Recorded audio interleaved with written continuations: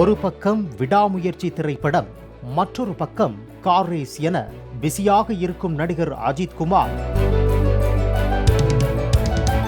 புத்தாண்டை கொண்டாட குடும்பத்துடன் சிங்கப்பூர் புறப்பட்டுள்ளார். சென்னை சர்வதேச விமான நிலையத்தில் நடிகர் அஜித்துடன் நடிகர் ரோபோ சங்கர் குடும்பத்தோடு புகைப்படம் எடுத்துக்கொண்டார்.